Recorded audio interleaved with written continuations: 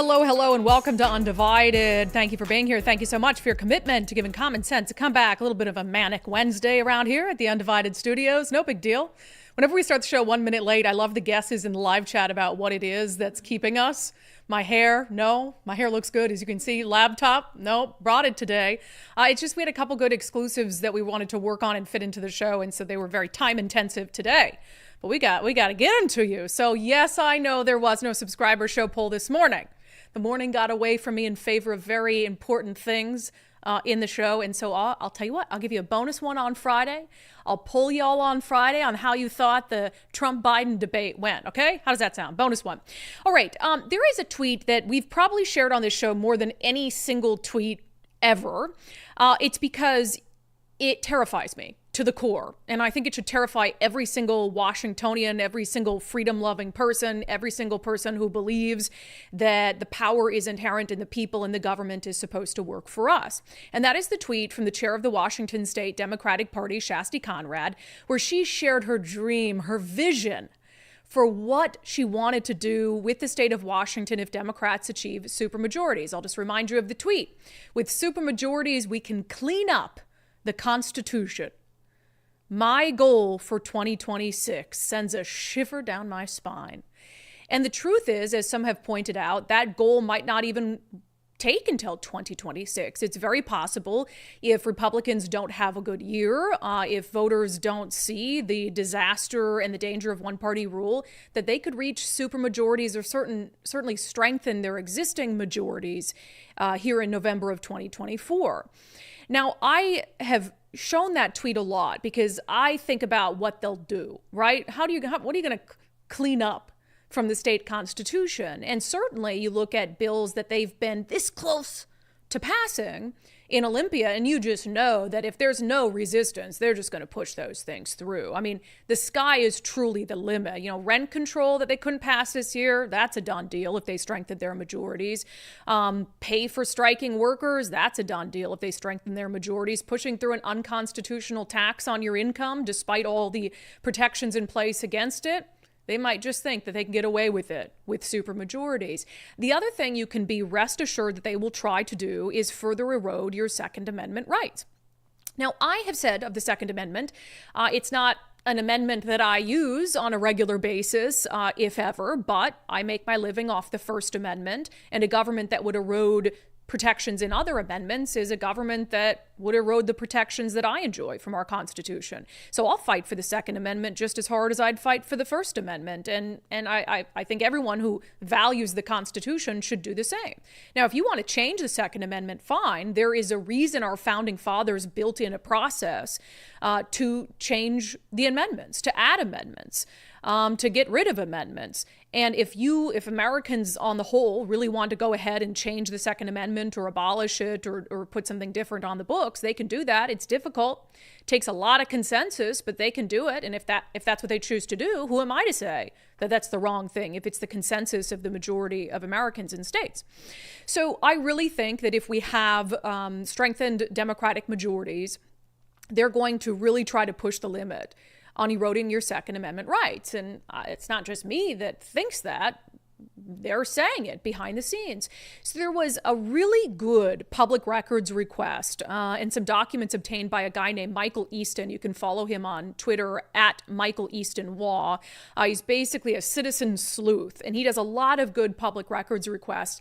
So he put in a request. This was quite the doozy of a request, and he's getting the records back slowly, as you can imagine, because the request that he put in, he filed it, I think, in earlier this year. So it wasn't that long ago, but he's still waiting for all the installments. He asked for all Microsoft Teams communications for all Democrat members of the Senate dating from January 1st, 2019 to March 11th, 2024. That is a hell of a public records request. You know, I complain sometimes that they take too long. It's because my requests are narrow in scope. Like if this one took a year or so, I'd be like, that's understandable. So he wasn't even about anything specific. Give me all the team's messages sent back and forth between Democratic members of the Washington State Senate in that 5-year time frame. And again, all the credit in the world to Michael Easton. I highly recommend that you follow his Twitter account because he does not only public records requests, but he posts all the information publicly. So you can click on the link. You can see all the raw data for yourself. He's doing a good one right now on State Senator Marco Elias and all his travel spending and adding all that up. So if you're just a huge nerd for government accountability, it's a good Twitter account to follow. So these records start coming out, and he's only gotten the tip of the iceberg for these records he requested, as you can imagine. He's got records back for Teams messages that originate from just a couple Democratic state senators. But even those messages, when lawmakers believe that they can just chat in Teams back and forth amongst each other, even those are very telling about their priorities and about some of what their goals are in eroding the Second Amendment, but also the lack of knowledge they have about gun laws. You know, here they are really nonstop for the last 10 years trying to erode Second Amendment rights. And it's shocking to me the lack of basic knowledge they have about gun rights. I'll give you an example. This is a Teams message from Senator Andy Billig, who, announced his retirement this past year, but he was the Senate Majority Leader, one of the most powerful Democrats in Olympia. This is a Teams message he sent, and this is a chat amongst a lot of Democratic senators on June 16th, 2022. He said, so this is in the middle of the summer, right? They're talking about, hey, what are we going to introduce in the upcoming legislative session? And he tosses this out there. Is there discussion of a bill that would raise the age to buy a handgun to 21? Now, if you know anything about our gun rights, you know what's wrong with that. It already is 21. You already have to be 21 to purchase a handgun in Washington state. There are some slight exemptions to that at the federal level, but that is obviously a glaring issue that one of the most powerful Democrats in Olympia doesn't realize that, or didn't realize at the time, that the age to buy a handgun was already 21. Senator Christine Rolfes reminded him of that in the chat. Andy, I think the handgun age is 21 already. I'm not sure, but I think maybe she was just trying to be nice. Like, hey, aren't you the majority leader? Why don't you know this when we're talking about gun laws? So that just gives you, I think, an understanding of how uninformed they are. And I'll be honest, back when I was covering just politics and crime and stuff as a mainstream journalist, there would be stories that would come up every now and again about gun laws. And I admittedly didn't know a lot about guns, when they talk about so-called assault rifles or semi-automatic assault rifles. And what would I do? Well, I'd pick up the phone and I'd ask someone who knew something about guns to explain it to me like I was 5 years old. And I had no shame in that because I don't want to get on TV and sound like a moron talking about guns. And you're telling me that Senator Andy Billig couldn't do the same? Like, hey, as we're considering gun control legislation, why don't I ask some very basic questions or gain some very basic knowledge about what gun rights and gun laws there already are? So then things get, I think, a little more nefarious and unhinged, where you see the true disdain they have for guns in general and for the Second Amendment protections. This is a message from Senator Annette Cleveland to the group. Studies have shown that merely seeing a gun can increase aggression. From February 26, 2021, so they're in the middle of the legislative session. There are some conversations happening behind the scenes about open carry, and she says studies have shown that merely seeing a gun can increase aggression. Nicole, when you see a gun, does it increase your aggression? No. Oh, interesting. That's not how wow, I don't respond. know. And before I get to, it's also funny, if you could put that back up, Senator Rebecca Saldana, her response was to Senator Annette Cleveland, I always love when you bring the data to back up the point. Like, all she said is studies have shown. Where's the data there? I want to know more about this study. I want to know more about the data set. And if the simple act of seeing someone open carrying a gun increases your aggression, my thought is that you have probably some mental health issues. And maybe you're not someone who ought to have a firearm. It's just fascinating, this world they live in. So there's this interesting message. This, again, is February 26, 2021. as they're talking about, this is in the middle of a session, right? Senator Steve Hobbs, now the Secretary of State, who was in the Senate at the time, he pipes in to this chat about the gun bill they're discussing. He says, I hope this is the last gun bill for this session. And he was a very moderate Democrat at the time. I think he still is. He says, I'm getting swamped with emails from my constituents, angry with this bill and others. Please remember, we don't all live in dark blue districts. I have to explain myself on this vote, and it's not as easy as you might think. Instead of, I don't know, understanding where he's coming from, like, hey, I get it, thanks for sharing that, we'll keep that in mind, Senator Marco Elias sends a snarky response in Teams, this is the first gun bill. As if, what do you mean no more gun bills this session? This is the first one that we're discussing. Like, no care or concern for what Senator Hobbs is trying to say there, and like, look, this isn't popular everywhere. I have to answer to my constituents. Taking these votes is not as easy as you might think. Senator Elias, this is the first gun bill. Question mark too. How catty. He knows it's the first gun bill. He's like, this is the first gun bill. Just ridiculous. Now here is the one that I saw of all the ones I've reviewed thus far. And again, just the tip of the iceberg for this public records request that Michael Easton put in. And this is the one that directly speaks to me to the kinds of things that Democrats will attempt to do if they're able to strengthen their majorities and, God forbid, reach supermajorities. This is something thrown into a Teams chat so cavalierly, which is shocking when you consider its contents, by Senator Mona Doss. Again, all these are Democrats. Someone reached out to me to introduce a bill banning the sale of all firearm ammunition in Washington state. So she doesn't name who that person was, but someone reached out to her and said, hey, what about introducing a bill banning the sale of all firearm ammunition in Washington state? She goes on to write to her Democratic colleagues. He said, quote, by making ammo harder to get and more expensive, that can address the problem without directly raising Second Amendment questions. That shows the disdain they have for the Second Amendment. And it also proves something that we know to be true, which is a lot of the laws that they pass are designed to try to circumvent the Second Amendment. Like a bill they passed this past legislative session that adds all these burdensome requirements onto gun shops to increase their security, to increase their video monitoring, to make it more laborious for their employees when it comes to taking guns out, putting guns in, how the guns need to be locked up, the material of their front doors, what's over their window, things that will put a lot of gun shops out of business, period. Because, for instance, they want them to have all these cameras set up in these specific locations in gun shops and then store all that data for a really long time. Well, storing that much video data costs a lot of money. So in that bill, no question, what they're trying to do is make it so expensive to run a lawful gun shop that there simply aren't gun shops around for people to legally purchase firearms. So that's the same sentiment here from Mona Doss, where she's saying, hey, somebody's asking me to introduce a bill to just ban the sale of all firearm ammunition. So basically your gun becomes a worthless hunk of metal. If you can't import the ammunition, you can't buy it locally, your gun is completely useless. But it also shows, again, the misunderstanding that she has. You can't, reasonable courts that care about the Constitution realize that you can't render an amendment to the Constitution useless by virtue of other policies that you pass.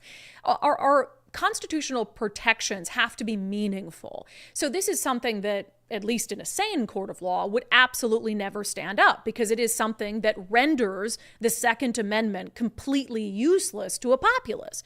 So it just shows they don't really care that much for whether the bills or the laws or the proposals that they're pushing through are constitutional. Like, they'll do it anyway and just hope that they get some sort of good judge and a good court like the Washington State Supreme Court, and then the high court never takes it up.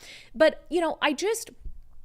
I wouldn't put this past them to try something like this. Again, you look at what they've done with gun shops already, which is blatantly just to try to get around the Second Amendment.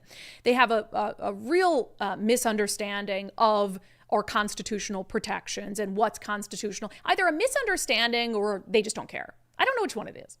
I think both. I mean, you look at Andy Billig saying, oh, why don't we introduce a bill? Like, this is a great idea. Why don't we introduce a bill to ban the sale of handguns until you're 21? It's like no idea whatsoever.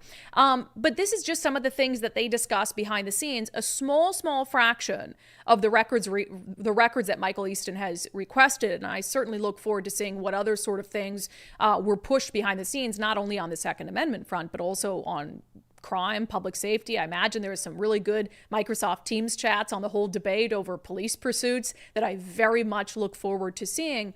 But again, he pushed out this whole data dump on his Twitter account. So I recommend you go peruse it yourself. But on this issue, I thought I saw these and I'm like, we're long overdue to have some conversations about 2A issues in the state of Washington. So William Kirk, you might know him. He's a gun law expert. He's really big on YouTube as well, if you're interested. He is going to join us this week on Sundays with Subscribers to talk about some of the data in these public records, or some of the emails and messages in these public records requests, but also to talk about what he believes could happen in the state of Washington with 2A rights if Democrats reach a supermajority. And what do you see as being maybe next up for Democrats if they get him in the governor's office and strengthen their majorities? Well, listen, all that Governor Inslee and Attorney General Ferguson have ever wanted to do with this state since they came into power is to make it more Californiized as much as possible. So one need only look as far as the state of California to see what other kind of ludicrous gun laws we have. The first one that they're going to go after, and a lot of people don't get too spun up about this, but this is a big deal, is they want to go ahead and alleviate state preemption laws. And while I know a lot of lawful and responsible gun owners in Washington state aren't real happy about the folks in Olympia making the gun laws, just think what happens when the Seattle City Council gets to start making their own gun laws. And what we'll end up with is this crazy tapestry of varying gun laws. And so as you travel from jurisdiction to jurisdiction, individuals can literally go from being lawful to unlawful to lawful to unlawful as they transcend across the state. And that is one of the really important reasons why we have state preemption laws, and the Democrats are hell bent on doing away with that. I think we'll see background checks on ammunition implemented. I think we'll probably see a banning on shipping or importing of ammunition that can only be purchased from an FFL, which will exponentially raise the cost for all lawful and responsible gun owners. And that's just the tip of the iceberg of the things they'll try to do. Yeah, and that's obviously very concerning. So William Kirk with Washington Gun Law is going to join us on Sundays with Subscribers. We're going to talk about some of the existing efforts to rein in 2A rights. We're going to talk about what could happen under a supermajority and also dig into some of this data from Michael Easton that's coming out in these public records requests. So if you'd like to become a subscriber to catch that interview, you can sign up, undividedpod.com, undividedpod.com. All right, coming up next, an exclusive report on just how young radical gender ideology is starting in the state of Washington and cities like Bellingham. But first, I've talked about my success on the Eastside Weight Loss Clinic program. I've lost 40 pounds on the program. I've kept it off for a year and a half. And, you know, I know that there's always a lot of fad diets around weight loss right now. A lot of people are taking drugs and injections, but then you know what happens. Like, what happens when you stop taking them, right? You just go back to where you were or even worse. So to me, Eastside Weight Loss Clinic worked because it was an easy program to follow, and it was just about eating healthy. I think Nicole has my before and after shot here somewhere. She's looking for it rapidly.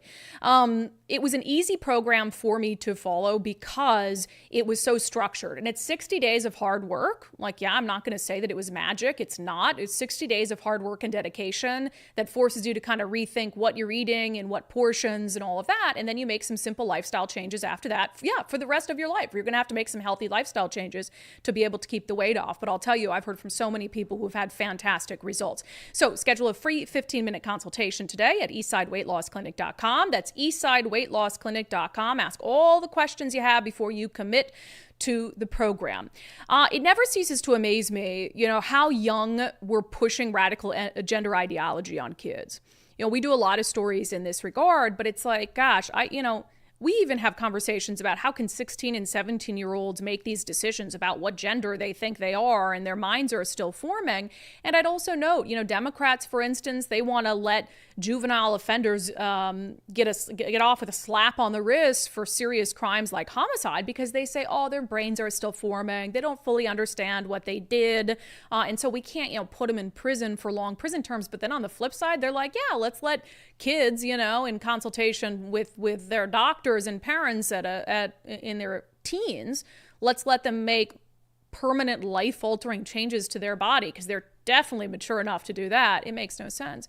So we got a story out of Bellingham, and this one is just crazy to me. So summer months, kids and parents are looking for things for their kids to do, right? It's only so much time you can spend with your kids during the day. So you want to put them in activities.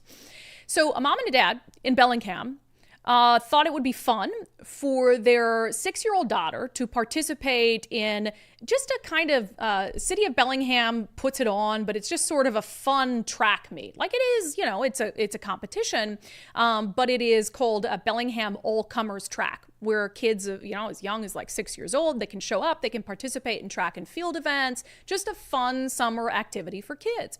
So they said, okay, let's sign up our 6-year-old daughter for this. She shows up. They're getting the kids in line by age, and they thought by gender, and they've got some signs for the kids to line up to. And then their girl, 6 years old, in the 6-year-old girl category, comes up on the track field next to the sign she's supposed to line up next to. And this is what it says: girls and non-conforming genders, 6 years old. Girls and non-conforming genders, 6 years old. What in the world is wrong with these people? 6 years old. How many 6-year-olds out there have non-conforming genders? What in the hell kind of parents are allowing their child at 6 years old to have a non-conforming gender? What kind of 6-year-old even knows what the hell a non-conforming gender is? So like these parents, they had a good time, taking their daughter to the track meet, but this was understandably upsetting to them. And her dad wrote a letter to the city of Bellingham. Specifically, he wrote a letter to Billy Reeves, who's the Community Enrichment and Special Events Coordinator. And he wrote an email. And the email started off very nice about the All-Comers Track. Says, Billy, first of all, I would like to let you and your staff know how much the All-Comers Track meets are appreciated during the summer months. I think these meets give kids and adults a great chance to attend and compete in what I consider the most natural of all sporting events: running, throwing, and jumping against their peers. So this is not a hostile email, not in the slightest. Her dad goes on to say, one thing that I noticed last night, though, has left me scratching my head a bit, and I wanted to get some clarification from you on it. For each of the starting lines, there were strategically placed cones with the age groups with signs that indicated boys on one side, girls on the other. Excellent idea, he said. Keep the cats somewhat herded. However, upon further review of the signs on these cones, it also mentioned and non-conforming genders. I've got to ask, what is this all about? Splitting the girls and boys into 2 divisions is basic protocol for track. It's been that way forever. I'm not sure what the city of Bellingham is telling these girls, that are in most cases much smaller and less developed than the boys of the same age, that this is acceptable? That it's okay for a boy to pretend he's a girl to run in the girls' race? Please explain to me how that is fair. He goes on to say, it's my job. I love this dad. I love this dad. It's my job as a father of a daughter to teach her how to learn how to compete in life, run the race, so to speak. But to have the organizing body of this meet tell participants that it's acceptable to cheat to win is not acceptable to me. Maybe I've misunderstood the intent of the city of Bellingham on this, so a clarification from you would be appreciated. At the end of the day, I want to make sure that women's and girls' sports are kept fair. Love this dad. Like, okay, I know it's a 6-year-old running a race. I know my daughter is like not in the Olympics right now or in highly competitive high school athletics, but I want her to go compete, and I want to teach her about fairness and also about, being competitive. Being a little competitive is okay, but how am I supposed to tell her that she has to compete against a boy and that she can't beat him? So, kudos to this dad. So, again, Billy Reeves, the Community Enrichment and Special Events Coordinator for Bellingham Parks and Recreation, sent back a very brief response. Hi, Tyler. He said, thanks for the kind words about our program. We work very hard to make it an enjoyable experience for our participants. All-Comers Track and Field is designed specifically to be inclusive and welcoming to the entire community, including those with diverse gender identities. And then he sends them a link to the WIAA Gender Diverse Youth Sport Inclusivity Toolkit. He says, it is worth a look if you have additional questions. Thank you. Have a great rest of your day. So totally punts and basically says we take guidance even for events for 6-year-olds from the WIAA Gender Diverse Youth Sport Inclusivity Toolkit, which this isn't even, it doesn't seem a WIAA event. It seems like just something put on for fun in the summer by the city of Bellingham to allow really young kids to get out and be physically active and compete in something. So I went through the WIAA Gender Diverse Youth Sport Inclusivity Toolkit. Wish I could get that 20 minutes of my life back. But it basically says, it gives guidance for schools and really for any athletics in the state of Washington to be inclusive of people of different genders. And the bottom line is it says athletes will participate in programs consistent with their gender identity or the gender most consistently expressed. Or the gender most, so they can flop back and forth.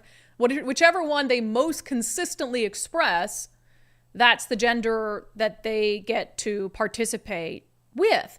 I also thought this was really interesting in case you think that there's any scientific basis for this whatsoever and that this toolkit is rooted in like scientific facts and what makes sense from an athletic perspective. It's not.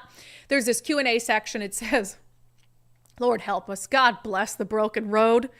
It says, question, don't transgender girls have an unfair physical advantage over their teammates? So what they're saying, don't biological boys have an unfair physical advantage over girls? And this is what the WIAA, again, the state's sporting entity, says. The presence of trans female athletes on teams throughout the nation has not been shown to diminish opportunities for others. Lie. The athleticism of any female athlete, as we know, can vary widely from that of other peers. True, however, you're not taking into consideration biological men. Yeah, because that would vary slightly. Height, this is the one that gets me. Height, musculature, build and weight are a few variables that impact performance. Additional factors that contribute to a potential advantage include access to skills building opportunity at earlier ages, access to facilities and coaching, greater funding for programs and teams in certain privileged communities, chronological age, birth order, and more. For these and other reasons, some athletes have advantages and opportunities over others. Are you kidding me? So basically the argument that the WIAA is making here is that there are, that whether your parents could afford to put you in a coaching program could be just as much as an advantage for a female athlete as being a biological boy. Like it says whether you had building opportunities at early ages and access to facilities and coaches, or you're from a privileged community. So if you're a girl who is from a privileged community, which I assume they mean is white, and you had access to, I don't know, a playground and a gym when you were a kid, well, you have just as much advantage as a biological boy who's participating in girls' athletics. And that's just stupid. That's just dumb. And that's the WIAA. Those are the regulations and the ideology and the ideas that are governing all athletics in the state of Washington, K through 12, even at the most competitive levels. Oh, well, little Shelly, she had, a basketball court at her house growing up, so it's okay if a biological boy competes against her. That's their mindset. That's insane. And that first line, the presence of trans female athletes on teams throughout the nation has not been shown to diminish opportunities for others. What rock are you living under? How many examples have there been? I mean, just in the state of Washington. A boy won one of the state track meets in Washington. So girls were disadvantaged, right? That was an opportunity. It diminished an opportunity for a girl to be a state champion because a boy was a state champion. The same thing happened in Oregon. A boy was a state champion. So I would call that a diminished opportunity for a girl to be a state champion, would you not? Now, I wasn't a state champion in anything athletic. I was, however, a state speech champion. Now, we competed boys and girls, which is fine. And honestly, probably unfair to the boys because girls were just of above average intelligence, obviously. But if I had been a state, and I bragged about being a state champion for a long time. If I had been a girl who was top of my field in basketball or soccer or whatever it is, and I got beat by a bunch of boys, That's a diminished opportunity. 100%. And I go back to, Nicole, can you go back to that very first picture of this little girl? I mean, shame on the city of Bellingham. You're talking about a little 6-year-old girl. And she probably doesn't understand like the sign and all that. I don't know what her parent, to the extent that her parents explained it to her, or whether any biological boys showed up. But a 6-year-old doesn't even understand what non-conforming gender is. I'm doubting she could read that word. I don't know when kids can read. Oh, conforming? Well, you certainly don't know Non-conforming. what it is, Wow. right? You certainly don't know what non-conforming means, but that's my whole point. Why do you have to put in non-conforming genders on a sign talking about 6-year-olds? This is mental illness level stuff. It really is. And I applaud the dad for his very respectful way of pushing back against the city of Bellingham and saying, you know, you're really making it hard to raise a daughter here, to raise a daughter in this environment. And these things, first of all, this is not rare. Like I said, this is the guidance from the WIAA for all athletics in the state of Washington. This is the guidance that the city of Bellingham is using even for fun summer track meets for 6-year-olds. So this is widespread. This is widespread. I know the stories of men winning women's competitions. It's not happening every day, but it's happening more than you might think. We only hear about a couple instances of it, but even if it happens once, that's not right. If you're going to do that, just run all the boys against the girls, put them all in the same competition, and I guarantee you'd have a lot of angry parents. Why? Because boys aren't the same as girls. Boys aren't the same as girls. I was listening to an Avril Lavigne song at yoga class last night. I think it's Avril Lavigne. He was a boy, she was a girl. Can I make it any more obvious? And I'm like thinking, no, you can't. Thank you, Avril. I think that's an Avril Lavigne song, right? That sounds right. He was a skater boy. I said, skater boy, see you yeah. later, boy. Yeah, so that's how it starts. So I was like, yeah, no, it's a boy and a girl. It's insane. So thank you to these parents for sending this to me. It's ridiculous. That's absolutely absurd. I'm glad you pushed back about it and allowed us to share this, because some parents will say this happened, but they're like, I don't want to talk about it. They're like, nope, go ahead, just blur her face and it's fine. And you can use the emails and all that stuff. So wild stuff, city of Bellingham. I mean, cuckoo for Cocoa Puffs. I did hear, I think there was 5 high school boys that took championships away from girls in 5 different states. Yep. So no, this is a thing. No, this is a thing. Yeah, and they're always going to win. Like, they're always going to win unless they, I don't know, trip and sprain their ankle at the start line. Like, they're going to win, right? Just wild stuff. I don't know why we're doing this to kids. It's absolutely insane. All right, before we get to unbelievable, King 5 did a story on blatant housing discrimination and didn't raise any questions or concerns about it at all in their journalism. We're going to talk about, actually, we got a dub. Do we have a dub? We got a double dose of, can I say dub? No. Well, isn't dub like a word for a, oh, that's a doobie. Okay, never mind. Never mind. I was very confused on why that would be not allowed. We got a double dose of unbelievable today. But first, wow, you can see where my brain is at. First, we have been talking about the real estate market a lot, and certainly the economy. If you're in the market to buy or sell your home, reach out to our friend Wes Jones. We talk a lot about how home sellers can reach out to Wes Jones, but if you're looking to buy a home as well, Wes and his team can help you out. But Bryce and Carla, they went to sell their home in Bellevue. It was January, so the market's been a little bit not great for home sales. They were a little worried about that. They wanted to retire to Florida, but they got in touch with Wes Jones, and they were very, very happy with the results. Just very detail oriented and never put down our property, because you could hear I-90 from our property, and it wasn't the most feng shui, yummy piece of property, and our furniture never showed our house well, our own personal furniture. But he was like, oh yeah, he could see in his mind, this will show after the paint and the staging, this will be a premium property. He could see that, and he didn't let us feel like it was a subpar home the way it was. Yeah, and they sold their home in 7 days for over list price. So, and now they're in Florida, so they're very, very happy with that. So if you're looking to buy or sell a home, reach out to our friend Wes Jones, sellwithwes.com, sellwithwes.com, a better way to sell your home and to help you buy a home. All right, there is a apartment complex in the city of Seattle that is a 55 plus community. That's fine. There's 55 plus communities all over the place, except this one is extra special. Let's talk about it in our segment, Unbelievable.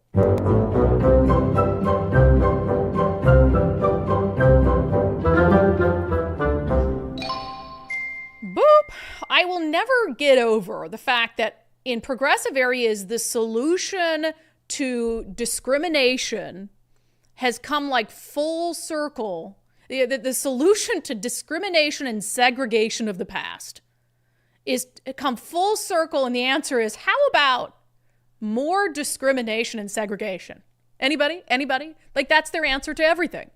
Let's continue to discriminate. Let's go back to segregating and all of that. So King 5 News did a story on an elder housing unit in Seattle, like an apartment complex, except this one is for what they call rainbow seniors.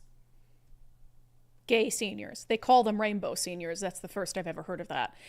So King 5 News headline, LGBTQ plus elder housing in Seattle gives residents a place to truly be themselves. Pride Place, as it's called, very creative, is an affordable 55 plus LGBTQ focused living community that has a community center on its first floor. Let's read from this article, shall we? Because I saw that headline. I was like, no way King 5 does not ask this place about the obvious. What's the obvious question? Legality. Thank you, Nicole. I know there's a reason that you do this job. Smart cookie. Is this legal? How can you we're not allowed to discriminate, right, on the basis of sexual orientation. So how can you have an apartment complex, an affordable housing complex for people who are gay? So I thought, of course, King 5 will at least, I know that they're very far left, but at least they'll ask that. No, nowhere in the article at all. The number of LGBTQ seniors stands at 3 million today, and that number is projected to double by 2030, they report. This brings urgency to provide affordable and culturally sensitive living spaces for the aging LGBTQ plus population. Okay. But there's no hiding at the Pride Place complex. Judy Kinney, the executive director of Gen Pride, which worked with Community Roots Housing to develop Pride Place, said it took decades of dedication to open an affordable 55 plus LGBTQ living community to finally address the long neglected needs of rainbow elders. That's their words. That's King 5, rainbow elders. I've never heard of this. Like, wow, we identify an entire group of people by their sexual orientation. Like, that's so weird to me. You get to 55 plus, or you live on this earth for 80 years and you're still being identified based on like who you were physically attracted to. It's so weird. They go on to say, according to a national nonprofit civil rights organization, nearly half, 48% of older same-sex couples faced discrimination when they applied for elder housing. Pride Place is now a way to honor the very generation that built Pride into the community it is today. It is a safe haven for rainbow elders to transition into their golden years without judgment. Pride Place has 118 affordable living units for 55 plus members of the LGBTQ community and allies. More on that in a second. They are accepting applications. So anyway, we went on Pride Place's website, take a look at the housing unit and all that stuff. Looks like a nice place to live. You know, clearly, I mean, through the name, all the graphics and all of that, it says affordable housing for adults ages 55 plus in the heart of Capitol Hill, Seattle. And we scoured the website because it has on there, you know, who qualifies and all of these things. And the one way that they're getting away with this legally is they say, and for allies. Mm-hmm. So like, if you're nice to gay people, if you don't discriminate against gay people, and there was nothing in the actual qualifications when you go to lease the apartment there that says, are you gay? Yes or no? Are you gay? Yes or no? But in effect, it's discrimination. Because you've built this entire housing unit, an affordable housing unit, when we're told we have an affordable housing crisis, and you've tailored it, you're calling it Pride Place. You've got the rainbow flag everywhere like that, and you're putting it forth to the public as a place for LGBTQ plus seniors. Do you really think any straight seniors are going to apply to live there? No, because they'll feel like they're not allowed to. They'll feel like, well, everything about this says it's a place for LGBTQ plus seniors, and I'm not LGBTQ plus, so I'm not wanted there. So it's maybe not legally discrimination, but the result is discrimination. 100%. Someone should sue over this. Maybe a senior that's having a hard time finding an affordable place to live in the city of Seattle. But there's also this broader issue that I have with this, whether it's legal or not. I don't think it's legal.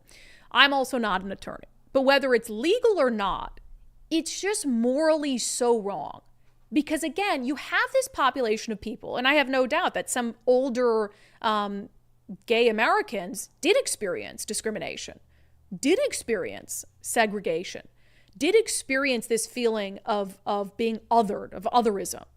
And now they got through that. They're living in a place like Seattle that is so welcoming and wonderful, but they're going to live out their golden years in segregation. So like the answer to, they made all this progress. You can marry the person you love in the state. I don't know if there's a more welcoming state for the gay population than Seattle and Washington State. So people who experience segregation and discrimination, now you're going to bring it full circle in their golden years and say, hey, let's resegregate you and convince you that you're not safe to live somewhere else. You're not going to be welcomed in one of the most welcoming places on earth. This is also, this kind of stuff bothers me when it comes to race as well, when they're like, oh, we got to do all this DEI stuff and, push all these DEI programs and mandates at the government level. Do you think citizens of your state, Jay Inslee and the Democrats in Olympia, are racists? Do you think they're homophobes? Do you think they're sexist? And you have to push all these requirements on them. I am pretty sure that a gay 70-year-old would be perfectly welcome in any 55 plus community in the Seattle area without blatantly creating a housing thing that is absolutely discrimination. And King 5. Now, I didn't watch all their TV reports on this, but in their full article online, never one mention about what the legality of it. I did watch the whole piece, and they did not mention that. Thank you, Nicole, for doing your due diligence. Isn't that insane to you? Because that is the first thing that pops into my mind. Is that legal? This is just a commercial for this Pride Place thing. Or how are they getting around it? That's my first thing. Or when she says it took us years to do this because you were figuring out how to get around the laws. Yep, exactly. That's why it took so long to figure out how you could legally do this, but still imply there was only certain people allowed here. It is insane to me. This is the way this entire thing reads. Pride Place is now a way to honor the very generation that built pride in the community it is today. It is a safe haven for rainbow elders to transition into their golden years without judgment, providing them culturally sensitive living spaces. It's like, that just is that's not a news report. That's a commercial. Right. And again, that's activism. They quote these studies. We've come up with that a couple times today, but they quote these studies, but don't actually, you're taking somebody's word on whether they were, harassed, felt discriminated against when they weren't allowed to live somewhere. Right. I mean, I don't know. I just think those are random numbers. I think you just wanted this place. You wanted to discriminate, and you found a way to do it and get around the laws. Yeah. All this progress we made, all that progress we made be damned, because now we're going to divide people on the basis of race again. We're going to divide people on the basis of sexual orientation because you don't believe in one of the most progressive places on earth that we can all coexist together. Morons. I feel bad. I'm doing a lot of name calling on the show lately, but it's so stupid. It's so stupid. And I don't know how more people don't see through that. That's wild stuff. I just don't know how we call ourselves welcoming. Yeah. We're only welcoming forced. to some. Yeah. Oh my gosh. And the government and these Democrats think that they need to force us to be welcoming. It's like, you really don't think very highly of the people that you serve. Nope. Why do they keep putting you back in office? It's wild stuff. All right, Nicole, shall we do a double dose of unbelievable? Let's get to it.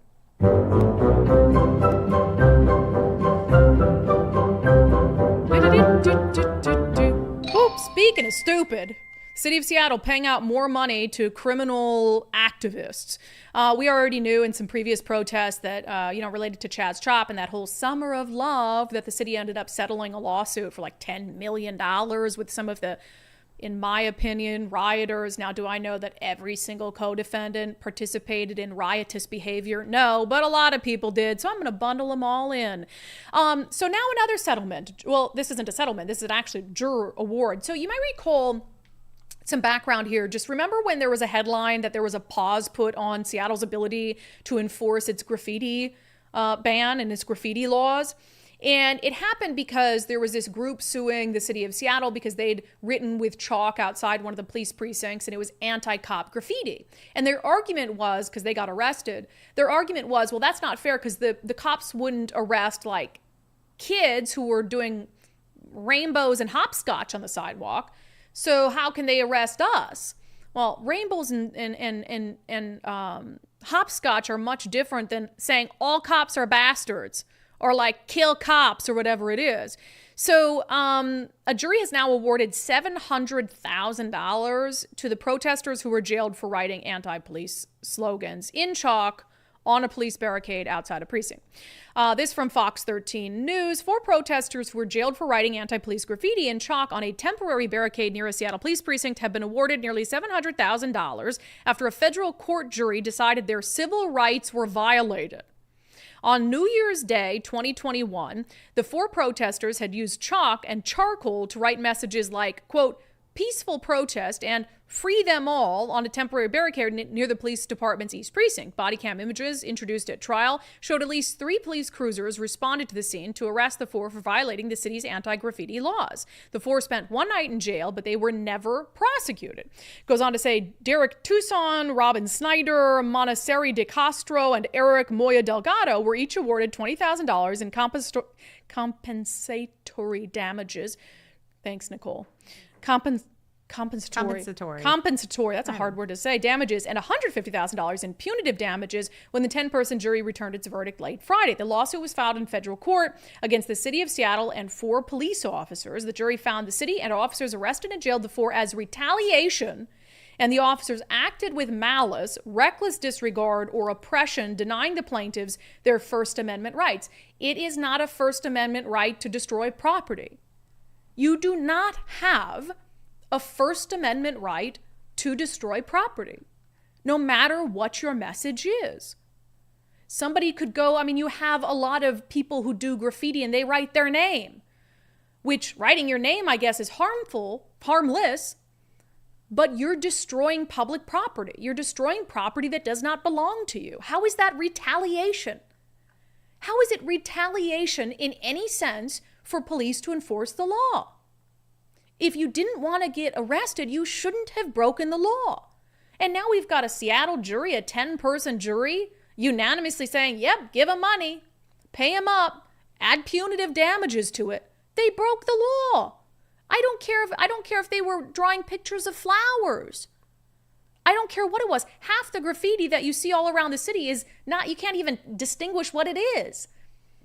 You can't even distinguish if it's gang graffiti or some sort of, horrible word or whatever, or hate speech. It's like blobs. People can still get arrested for that. If you can get arrested for writing some blob bubble writing on an overpass, then yeah, you should be able to get arrested for writing. I don't care if it's chalk or charcoal or spray paint on a public property, in this case, a police barricade. I don't understand. I might actually disagree with you a little bit on the whether it's chalk or whatever. I think it's more because they actually pointed to these officers writing "I heart police" in chalk somewhere else or whatever. And I do think that kids writing with chalk and nice things being said, rainbows and whatever, I don't know, it washes away. I'm not really concerned about that. I don't think it deserves a night in jail. But that's not what these people were doing. No. These people were part of a bigger objective to make these cops miserable, and they used chalk as part of their weapon, right? And they were, encouraging people to be disrespectful and make these lives miserable for these cops. So I think there was a bigger intent. Yeah. And again, they spent 1 night in jail, and you deserve that much money. Go away. No. But also, and I'll spend a night in jail for that. I actually think we agree. But when the cops who wrote something somewhere else, I don't know what they wrote on. But if they're city employees and they were able to write on something, is it your property? Do you have permission to write there? And with kids, like if I have kids that do chalk in our neighborhood all the time. Like I'm never gonna be like, go away. But if I had an issue with it, I could just say, hey, can you not write there? Sure. And wash off. That's different. But these officers work for the city of Seattle. It's city of Seattle property. So again, I do think, and all officers have the ability to use their discretion. Mm-hmm. That's why sometimes you get pulled over and you don't get a speeding ticket. And somebody else might get pulled over by a different trooper for going the same speed over, and they get a speeding ticket. Mm-hmm. Officers, judges, they all have discretion. You have to have discretion. You have to, every situation, you got to look at the circumstances. Look at the circumstances and decide, does this warrant, like shoplifting? If you have a mom stealing a can of baby formula because she can't afford her kid versus a gang of thugs going into a high-end Coach store and stealing a bunch of purses. Wow, same crime, right? So you don't want those officers to have any discretion to tell the mom, like, hey, we're not going to charge you, like, I'll pay for this for you or whatever it is. Versus the person who steals a Coach purse, Like, no, you're getting charged with shoplifting.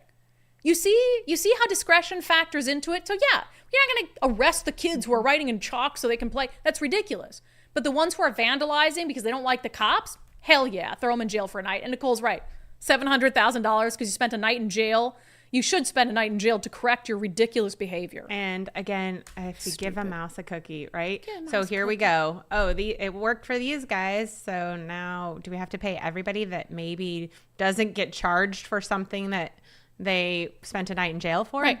Ugh, and I feel like, disgusting. the city, I'm surprised the city didn't settle this. I'm glad they actually took this to trial because that's just utterly ridiculous. But then you get a Seattle jury and that's the way of things.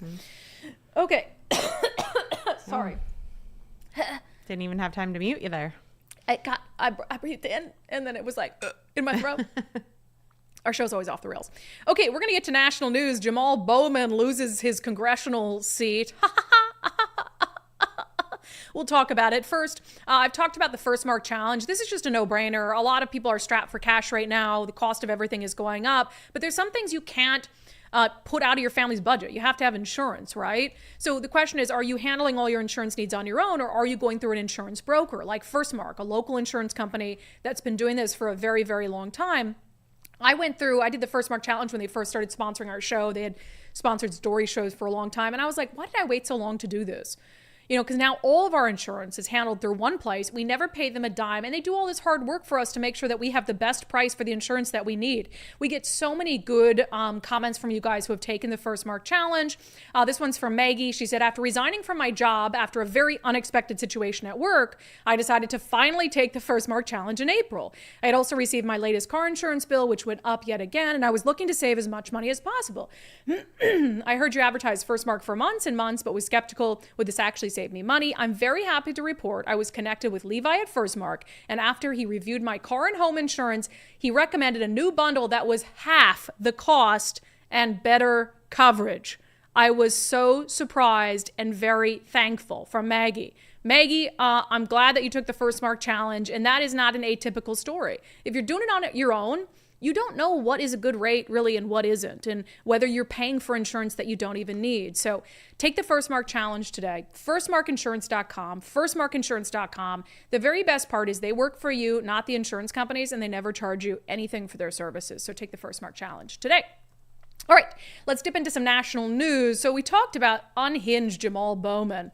The funniest tweet. So Jamal Bowman, congressman from New York, he's the one who pulled the fire alarm in Congress because he didn't want them to have to take a vote. He was trying to delay things.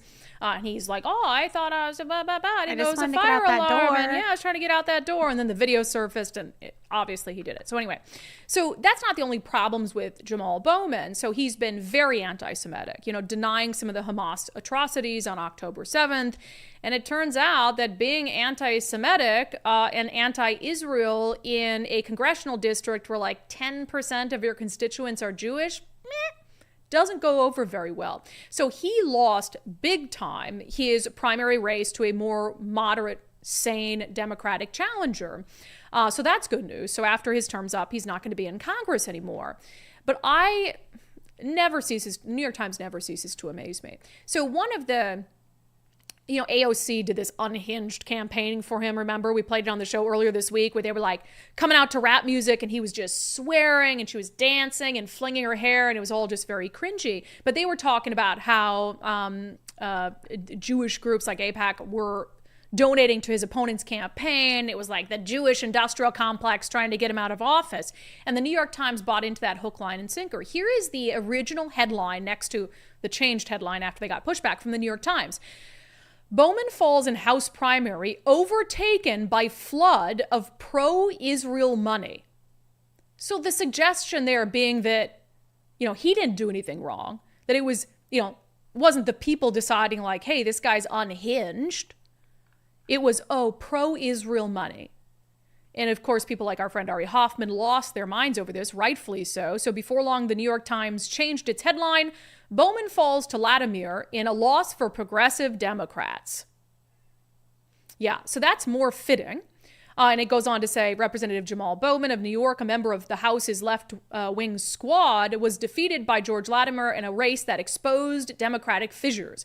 And also, exposed what a flawed candidate he was. Like, look, the fire alarm shtick, maybe if that was all he had done, he wouldn't have lost his seat. But then when you are constantly spewing anti-Jewish rhetoric, left-wing policies in an area of New York that's having a lot of issues with crime, quality of life, rising costs, etc., and you're essentially a socialist, like all those things contributed to him. And I don't know what the latest numbers are, but he was down significantly, wasn't even close, double digits. So that might even out a little bit. But so you have a more reasonable Democrat who appears headed toward the general election in that race. So I think that's a very, very good thing. I also would point out, we just have this one video, right? So remember we had the video earlier on in the week where he's yelling.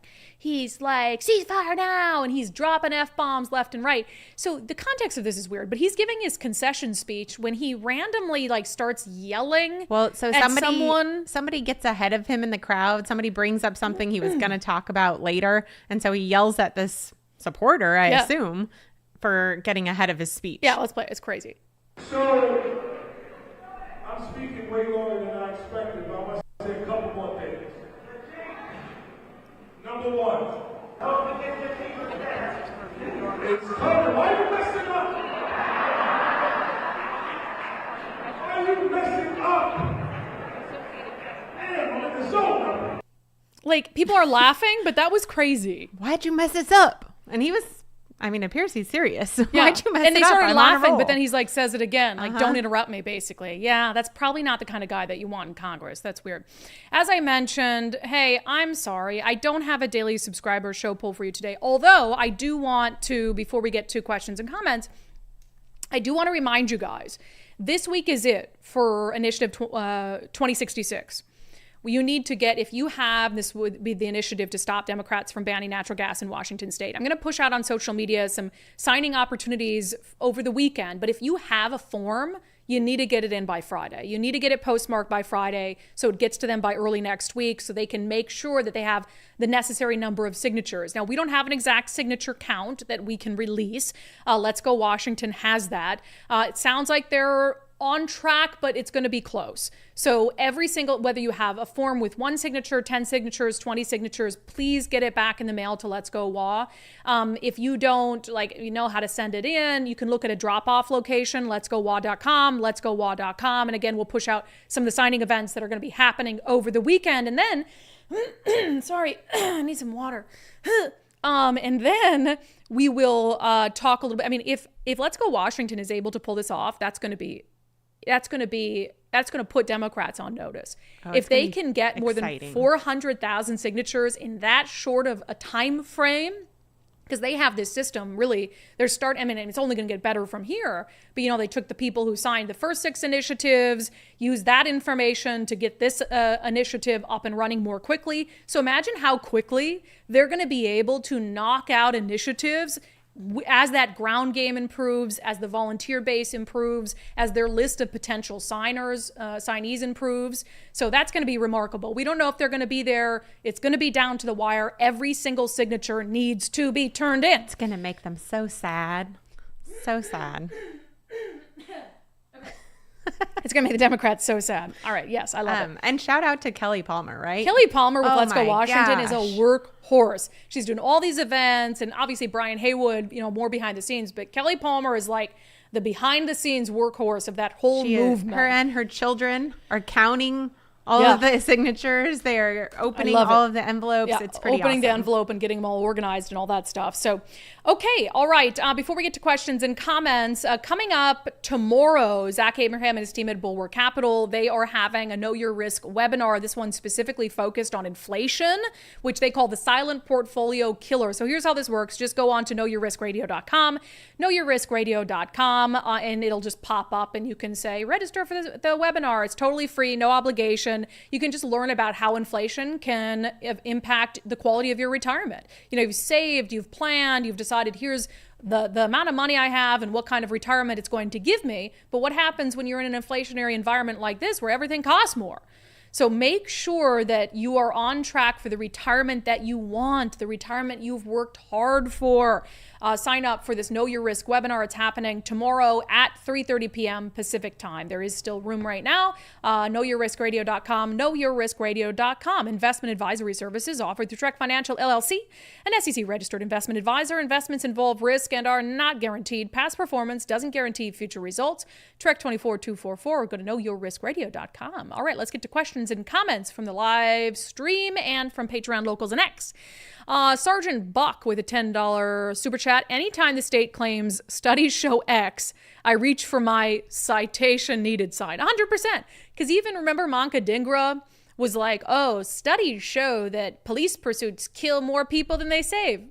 No, they don't. And also, you can't possibly know that. You can't possibly know what would have happened had a car not been pursued and continued on down the road. It's just ridiculous. And then, like, her claims were disproven, and the study was even taken down, corrected, and put back up, and she wouldn't correct the record.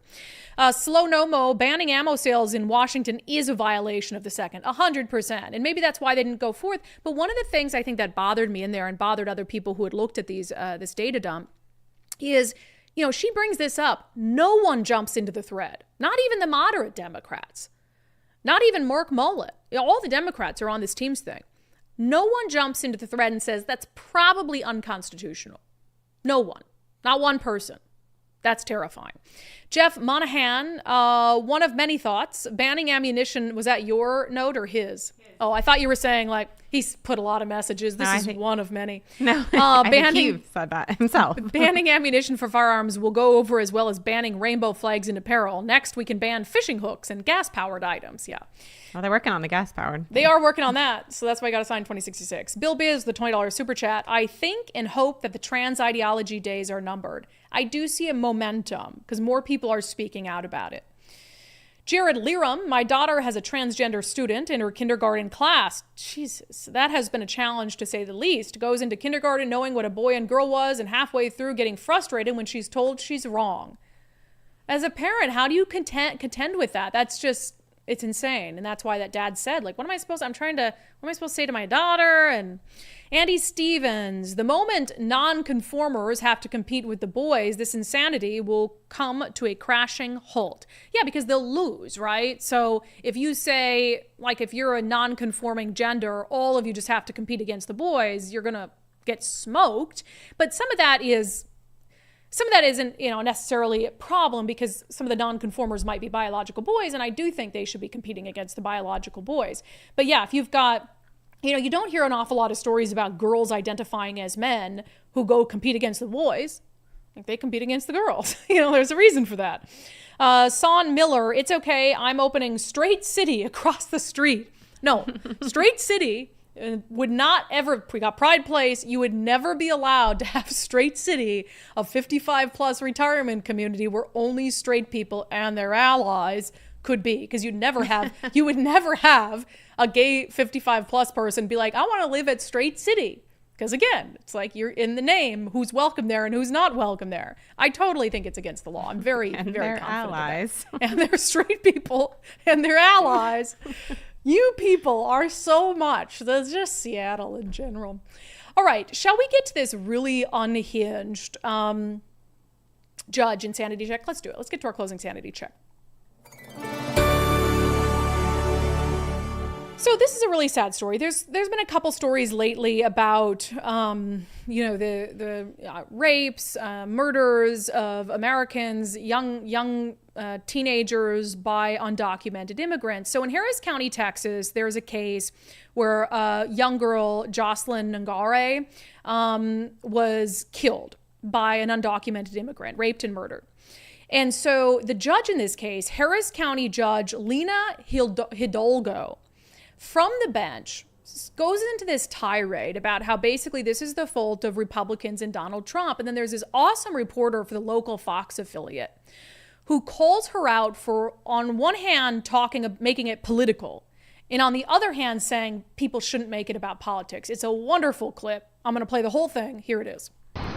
Yeah, it was mostly Judge Lena Hidalgo talking. She says, evil happens regardless of immigration status. And she also spent time blaming Republicans for the conditions that led to Jocelyn's murder. When the former president decided that he did not want Biden to have a win on immigration, he told his party to pull out of that agreement. So blaming things on the current immigration policy is absolutely political, and it really breaks my heart that people would politicize the sadness at that tragedy. To me, it hurts even more that they're being used as pawns in this fight over immigration that doesn't even exist because Biden and McConnell agree. It's just that Trump won't let him move it forward.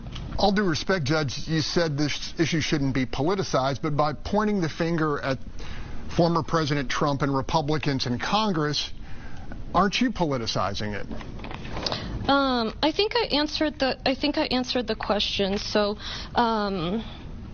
yeah, I mean, this is about Jocelyn. This is about her family, and if we want to, Judge, as I said, talk about immigration, you didn't answer the question. Are you politicizing this by pointing the finger at Republicans and saying it's their fault, not the fault of the Biden administration that lifted the Remain in Mexico policies? Again, the Biden administration reached an agreement with Leader McConnell to address this, but this is not about immigration. I'm not going to feed into that. Not going to feed into it after I just fed into it from the bench, blaming Republicans for 2 undocumented immigrants who allegedly strangled and murdered a 12-year-old girl in Houston. Yeah, you can't politicize something unless you're blaming the right politicians. And these are the people who are jurists, even in a state like Texas. Insane. That has been your sanity check for today, and that has been today's episode of Undivided. Thank you for being here. Thank you so much for your commitment to giving common sense a comeback. We've got another great show lined up for you tomorrow, so we'll see you back here on the live show at noon. Remember, if you want to support our show and our mission and our movement to give common sense a comeback, you can do that for just $5 a month at undividedpod.com. That's undividedpod.com.